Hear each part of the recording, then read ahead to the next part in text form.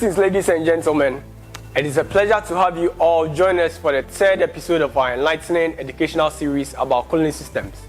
In this part of today's episode, we aim to emphasize the significance of maintaining the value of your thermostat and highlight the negative consequences that arise from any meddling or tampering with it, particularly in relation to your vehicle. Before we delve into this episode, let's take a moment to hear from others about the understanding of thermostats and why they sometimes choose to remove them when necessary. Good morning. Pacha from a cafe now.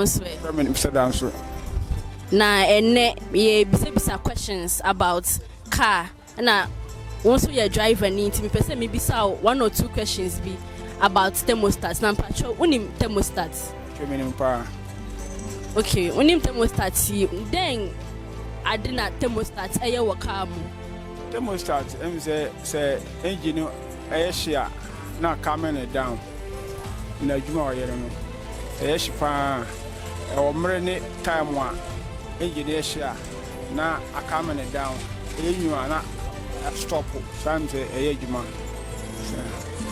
acho na o thermostat e wa car ni mu ni wo bu o be ma yefru acho na adent na we yefru oh me from because na you overheating overheating no me say me say na say me direct so the engine no eden be cool amam acha femi Moses na yeah thermostat yeah me name na friend thermostat okay thermostat no dia in the cool weather baby weather no cool no juma na the a heating engine no cool weather places.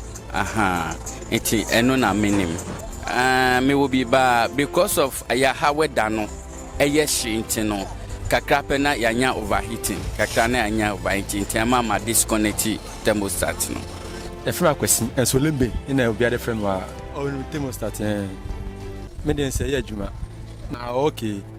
Say thermostat no dey say no enye direct. Fan but engine heat here na fan no aba na tell us na association say fan here adwuma se kuri le pana assign akate hintinye fan akase bia no adwuma sa throughout unless engine heat ansa na so aye na adwuma hintinje kuri pana no so astop na thermostat na adwuma yo kan mu oh me dey from home by the mean from here eno ana man problem ya ye nteno ana ewu my problem me ye free no say Ghana no want to say dem me free say but temperature no me dey say we are bop most na temperature no ayeshi o kwat mu say pulling no say ten but say whether I say the weather I say no there put e free akwa ko be say bia almost of an cover akwa sana thermostat no aba but say we are body na we free akwa be say bia pass na adwuma metusa but whether you say the ene metimi hu say me sabra fun weather no sa ko say abrochiro no monti no e den adwuma according to weather weather na thermostat na di adwuma. Good morning, your friend Evans. Fat thermostat there adibia akwasi bro ni ye de share ka mu say de be ya wo mo ho weather no na ema fan no emre bebi nti wo de shemu nti edu ba bia na akate edu bia na asofan no nti eboa ma engine na ho oden etimi ko se thermostat enimu a oho abre bia fan no gusu ye den ye adwuma but e ba yen ha thermostat no dwuma di edi ni se ha heat ha mo nti se fan na kate a ebekum engine nti emu bebere tayi e di free kai no isan se ha heat ankasa e ho nti ehia excessive fan se ebe regulate all the time nti abre bia no thermostat no boa ma engine na ho oden e wo ho thermostat na ma fine no etwa no ho anase bo fine ma engine so no anya homie eye na adwuma se ya sese ye adwuma media ne ma yi sentence se gasket ahye ntina me yi. An engine thermostat is a crucial component of a vehicle's cooling system, and it is not recommended to remove it for several reasons. Here is why. Engine efficiency. The thermostat plays a vital role in regulating the engine's operating temperature. It helps ensure that the engine reaches and maintains its optimal temperature range for efficient combustion and performance. Removing the thermostat can lead to the engine operating at lower temperatures than intended, causing decreased fuel efficiency, increased emissions, and potential damage to engine components. Engine wear.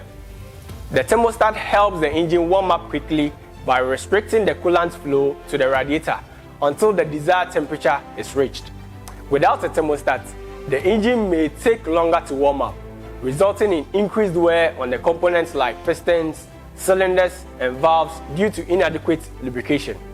It can also lead to increased oil contamination and reduced overall engine lifespan. Cooling system function. The cooling system relies on the thermostat to regulate coolant flow. The thermostat opens and closes to control the circulation of coolant between the engine and the radiator, allowing the engine to cool down when necessary. Removing the thermostat can disrupt this balance, leading to inefficient cooling, overheating, and potential damage to the engine. Heater performance. The engine thermostat also plays a role in regulating the flow of coolant to the vehicle's heating system, which provides warm air for the cabin. Without a thermostat, the heater may not function properly, resulting in reduced heating performance and discomfort for the occupants. Overall, removing the engine thermostat can negatively impact engine efficiency, increase wear and tear on engine components, disrupt the cooling system's function, and affect the performance of the vehicle's heating system. It's generally recommended to keep the thermostat in place and ensure it is functioning correctly to maintain the engine's optimal operating temperature. And thus, we reach the end of this segment in today's episode. In the upcoming portion, we will delve into the reasons why it is unwise to remove the thermostat regardless of the weather or external temperature in any given country. Thank you for tuning in, and kindly remember, don't drink and drive, don't text and drive, and always practice defensive driving. Thank you for watching. If you enjoyed our video, please hit the like button and remember to subscribe to our YouTube channel. Follow us on all our social media pages: Instagram, Facebook, LinkedIn, Twitter and TikTok at Autoshark Ghana for other educational content.